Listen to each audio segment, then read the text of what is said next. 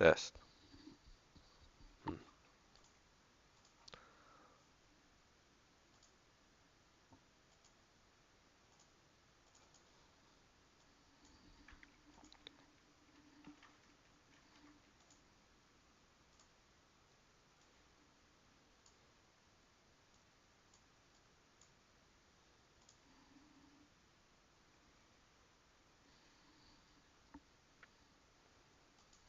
All right. Episode 93, Henry George J. Devotional. We continue in chapter 2 of The Effect upon Distribution and Thence upon Production of Book 9, Effects of the Remedy. George writes, and then consider how equalization in the distribution of wealth would react upon production, everywhere preventing waste, everywhere increasing power. If it were possible to express in figures the direct pecuniary loss which society suffers from the social maladjustments which condemn large classes to poverty and vice, the estimate would be appalling. Yeah, sometimes I think it would be fun to try to put a number on like how rich we could be. Because really, the land value tax is just a get rich quick scheme for society. Everybody. But I see how it wouldn't be so appealing to not be relatively rich.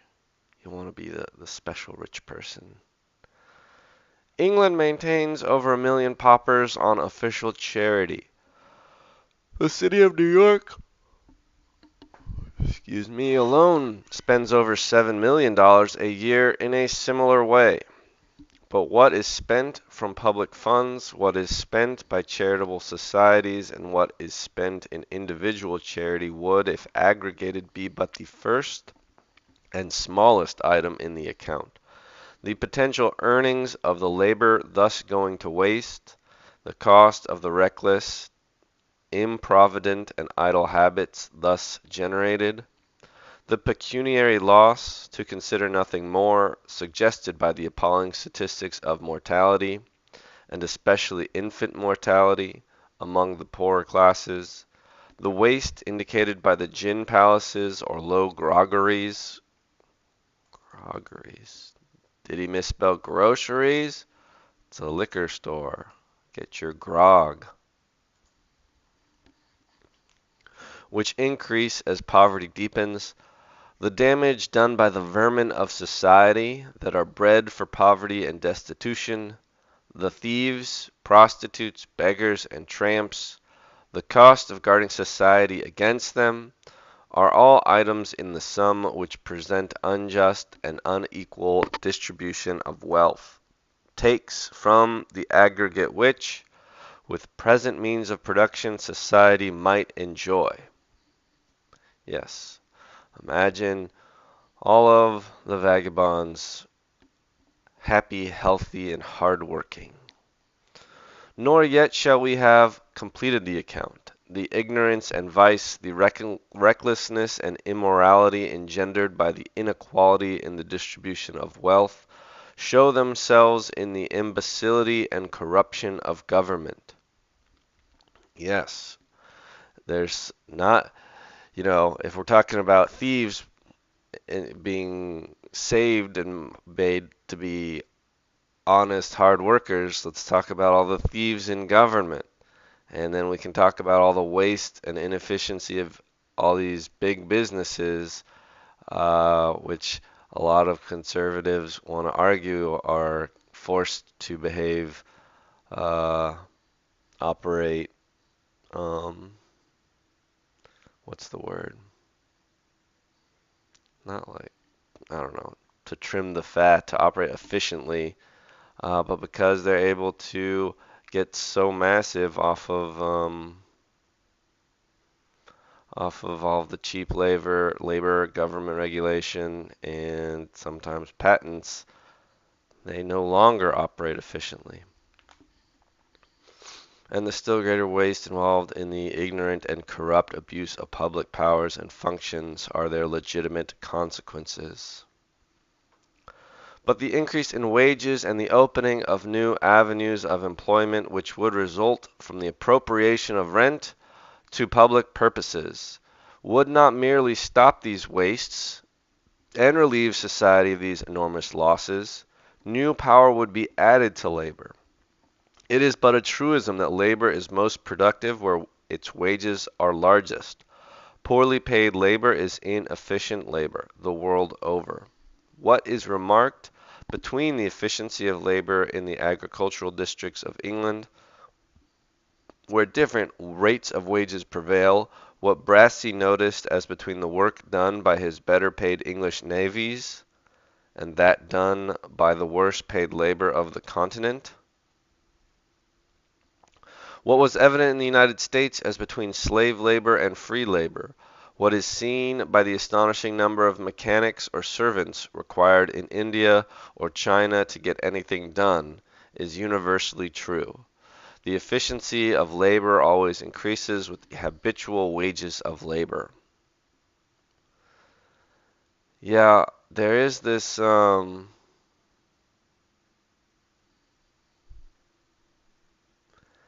I feel like there's this view of slave labor.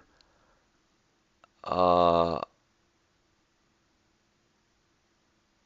I don't know. Like when I think of like the Jews or the Hebrews rather in Egypt as slaves working, you think of them as all just like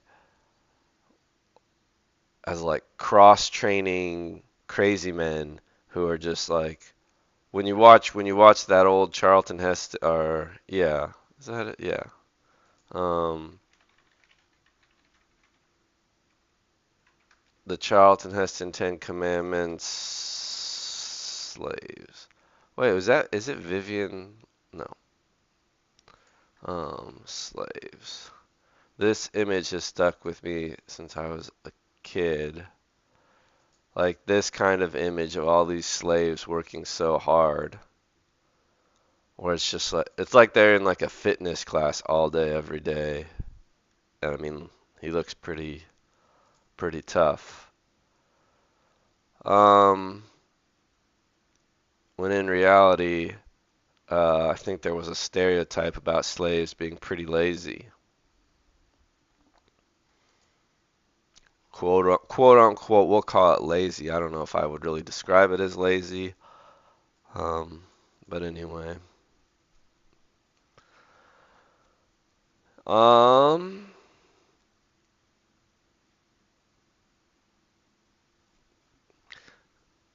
yes, you're required to. Yeah. The efficiency of labor always increases with the habitual wages of labor. For high wages mean increased self-respect, intelligence, hope, and energy. Man is not a machine that will do so much and no more. He is not an animal whose powers may reach thus far and no further. It is mind, not muscle, which is the great agent of production. The physical power evolved in the human frame is one of the weakest of forces. But for the human intelligence, the resistless currents of nature flow, superconducting, and matter becomes plastic to the human will. To increase the comforts and leisure and independence of the masses is to increase their intelligence. I think this is a little bit hyperbolic. Many jobs are rote physical work even still. It is to bring the brain to the aid of the hand. Like I don't think Magnus Carlsen could particularly flip many more burgers than I can flip, just saying. It is to engage in the common work of life, the faculty which measures the animalcule and traces the orbits of the stars. Animalcule, microscopic animal. Tiny little things, big faraway things. Who can say to what infinite power? I mean, it definitely would do this for some amount of people. and perhaps the people who are most interested in using their minds and progressing and developing would be able to dedicate their lives to that. And the people who are more happy to just work a simple job and get a steady wage and have a happy, financially not stressful life would be able to do that easily. Who can say to what infinite powers the wealth producing capacity of labor may not be raised by social adjustments, which will give to the producers of wealth their fair proportion of its advantages and enjoyments? Very, very yawny today. With present processes, the gain would be simply incalculable. But just as wages are high, so do the invention and utilization of improved processes and machinery go on with greater rapidity and ease. That the wheat crops of southern Russia are still reaped with the scythe and beaten out with the flail is simply because wages are there so low. American invention, American aptitude for labor-saving processes and machinery are the result of the comparatively high wages that have prevailed in the United States. Had our producers been condemned to the low reward of the Egyptian fellah or Chinese coolie, we would be drawing water by hand and transporting goods on the shoulders of men. The increase in the reward of labor and capital would still further stimulate invention and hasten the adoption of improved processes, and these would truly appear, what in themselves they really are, an unmixed good. The injurious effects of labor-saving machinery upon the working class that are now so often apparent, and that, in spite of all argument, make so many people regard machinery as an evil instead of a blessing, would disappear.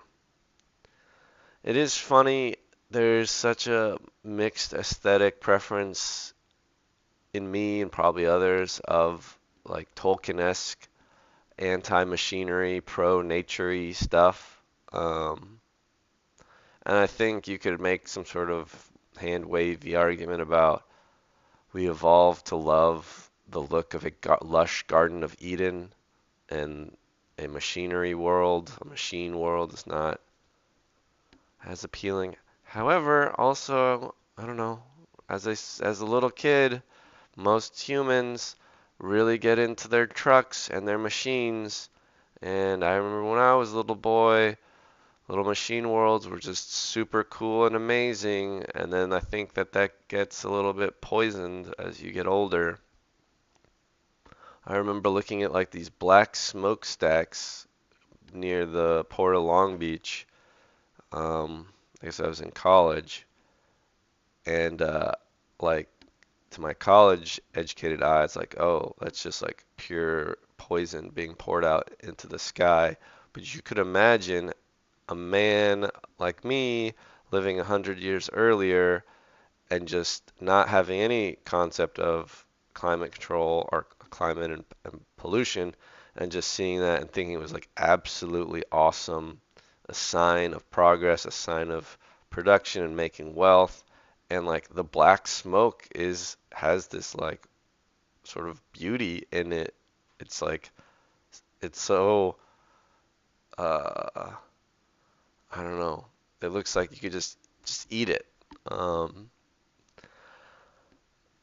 And now I look at it in my Georgist eyes, and I have a mixture of feelings where, yes, it's progress and it is beautiful, but it is screwing up the climate. So that person needs to be compensating. The rest of us, we need carbon taxes because we need to maintain the common land, which includes the air and the waters for all. So yeah. What is it that I heard the other day? Being an adult means realizing that everything is both good and bad or something. I don't know. You don't want carbon taxes? Why not?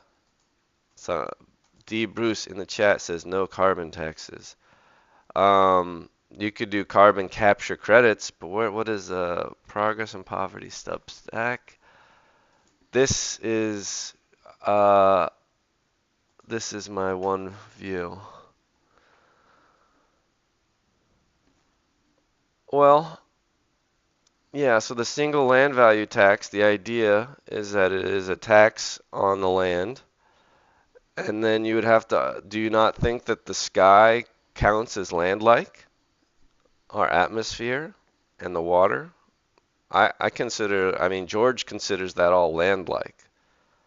And so you would need the Pigouvian um, taxes on it, although you could alternatively also provide carbon capture credits. But what do you would be if you would only do a tax on the value of like surface land. You would roll the pollution charge into the single tax. I see. But as I understand the single tax, it is purely based on like the positive value of the lot. And some people have taken issue with the single land value tax, saying that this would incentivize big companies to pollute the land because that would lower the value of the land, so they would have to pay less in rent for that same spot. This carbon crap is statist. Um, and statist just means bad. It's what do you mean by statist, and why do we just rule out all statist things as bad? Because George was the land value tax was like basically in lieu of the nationalization of the land, but he didn't want the government oversight. Um, where were we?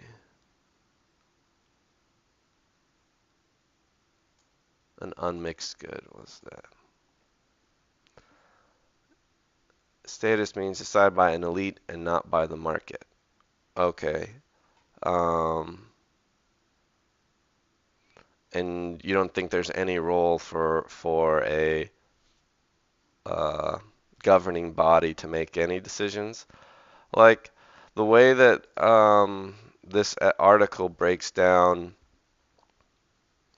the emissions rights says, we know that there's this fixed amount of atmosphere. We can sort of consider every year that each human being should own one human being's worth of atmosphere.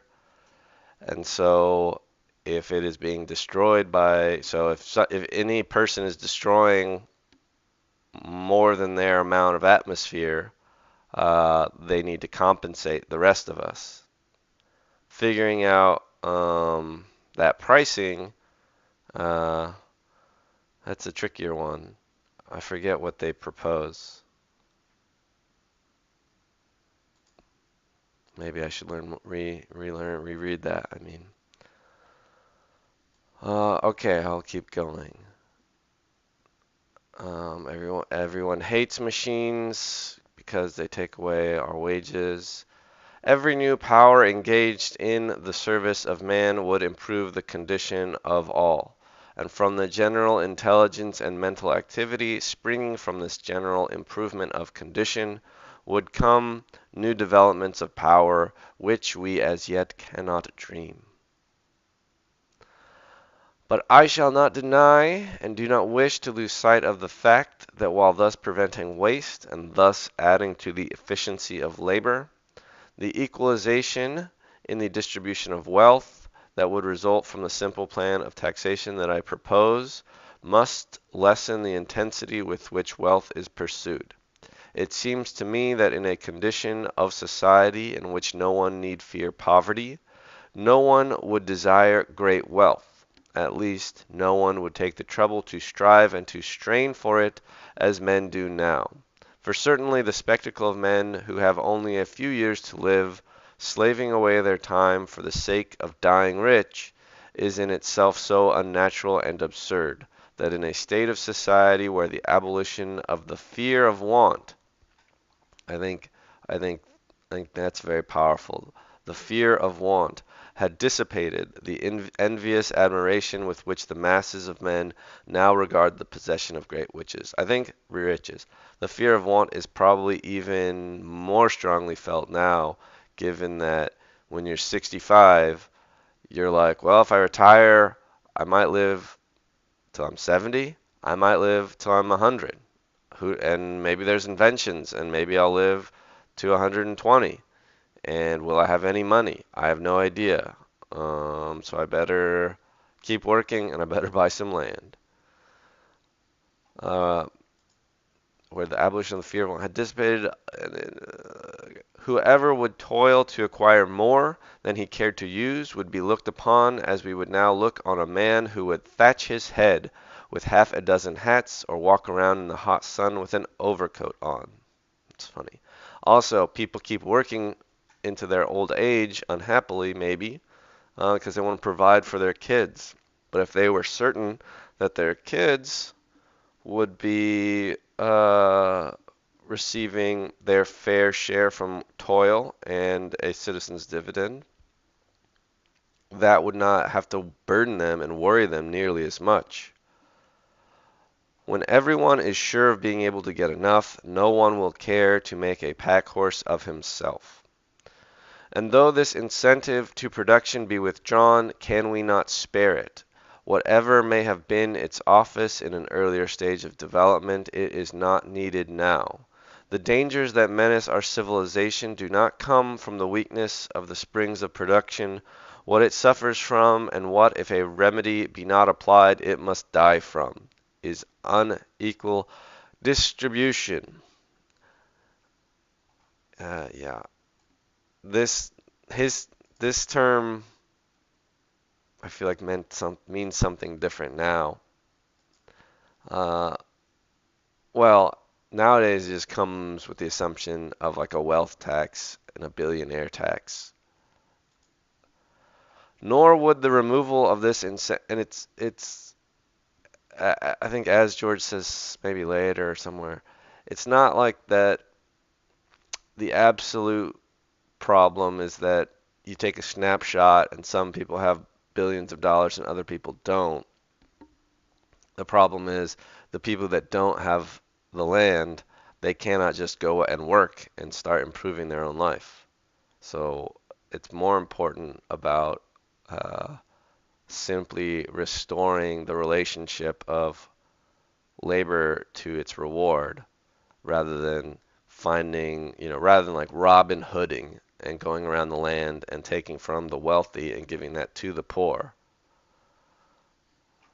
Nor would the removal of this incentive, regarded only from the standpoint of production, be an unmixed loss.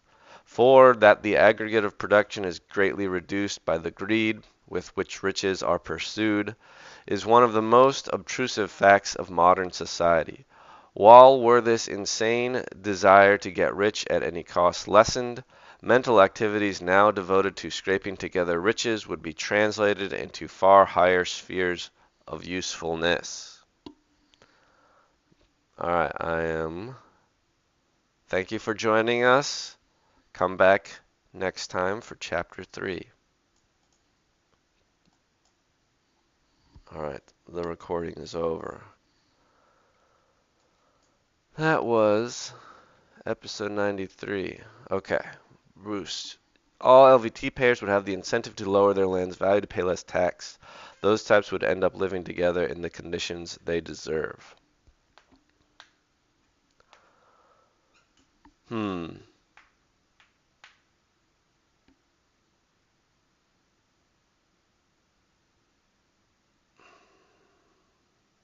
Hmm.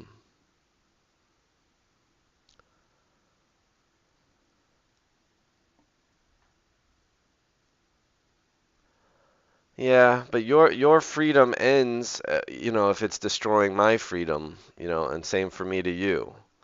Like if we imagine a very simple case, we go on an island and you and I split it half and half.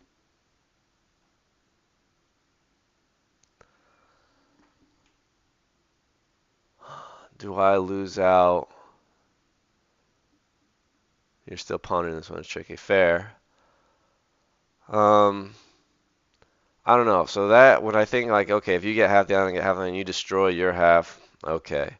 But if there were like a river running down the middle of the island that we shared, we both just use this river for bathing, for cooking, for plumbing purposes at the low end of the river. Um, and you were to start polluting the river, it's not wholly yours. So I guess, yeah, I mean, I guess something like if the land can be broken up into slices and you're only destroying whatever land-like asset is that's your slice, I guess that's permissible. But the question is, right, you would sue your polluting neighbor for damaging your land value. Right. Because there is this sense where, like, perhaps the highest use of your next door neighbor would be to have some really nice restaurant, which made all the land values go up, and that's what we want society to be most prizing. But instead of putting in a restaurant, they're just selling seashells. It's not like I want to create, like as you say, like some statist institution that goes around deciding citizen A is not optimally using their land and therefore we're taxing them. Excuse me. However, if it's demonstrably shown that whatever citizen A is doing is negatively affecting my land value, there should be, yeah, a form of compensation or recourse. So, if there's one factory out there and they're just dumping however many cubic tons and bazillion tons of uh, smoke, carbon dioxide into the atmosphere, they are they are destroying the value of my air. So I don't know. I gotta reread. I'll reread this at some point. Um,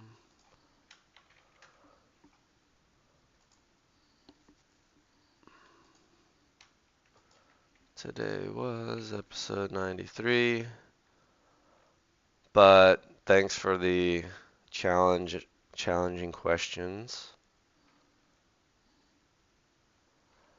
Mm-hmm. Where are we? Chapter 9. No, no, no, no, no. Book 9, Chapter 2. Finished.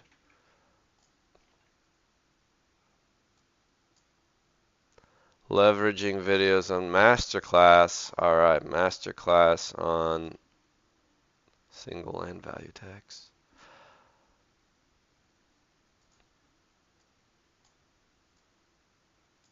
This is episode 93. We finished. Toodle-doo. See ya. See you next time. Thanks for coming. It's always fun when somebody shows up. Um, Today we just did more of unlocking um, the LVT would unlock so much labor from the vagabond to the uh, bureaucrat.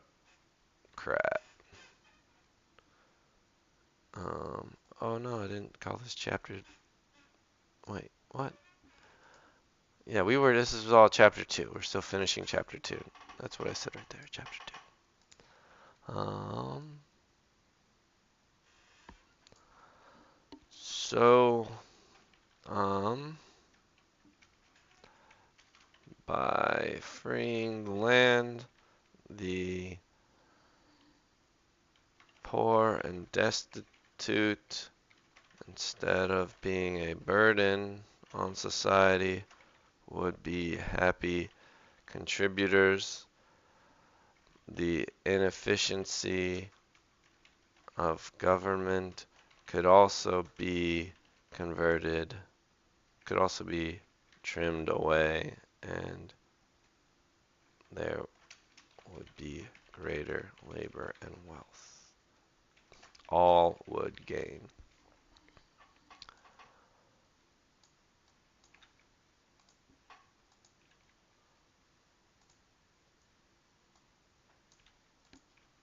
Now, no.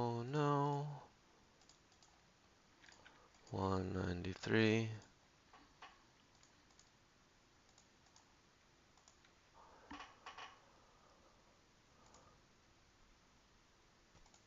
Publish. YouTube. Oh, the bridge tournament.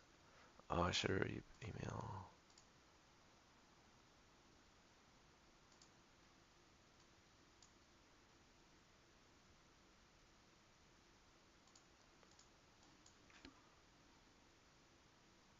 Oh, I misspelled bureaucrat. Bureaucrat.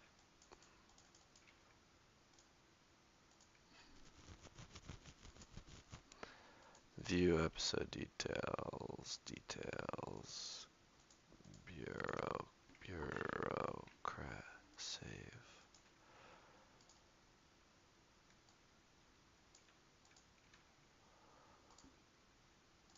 Boom.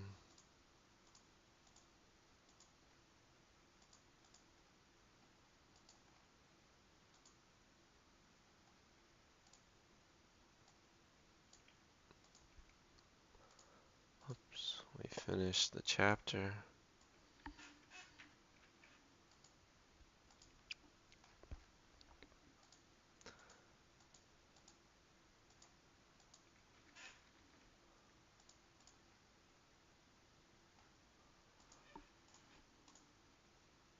Public. Publish. Done and done.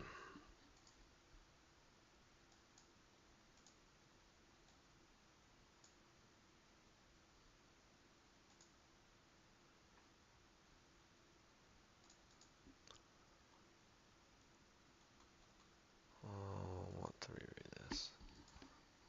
What's my Substack notification? I don't see a no. I do have an activity item. Ah, he's president of Common Ground. All right, I'll see you later. I switched from saying later to or, so I said late or. Isn't that funny? Oh yeah, we also want to look up Substack Creative Democracy so we learn more about sortition. Subscribe. Free.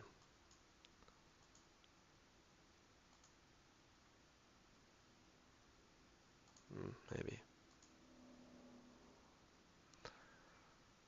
Oh, he's got a lot here. Um,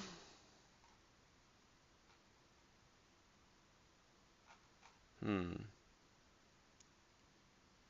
Oh, he's got custom.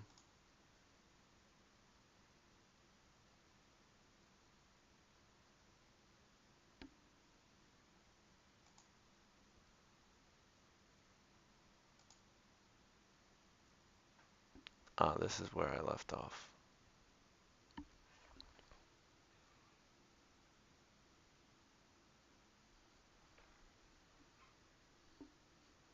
Alright, I'm hanging up the phone.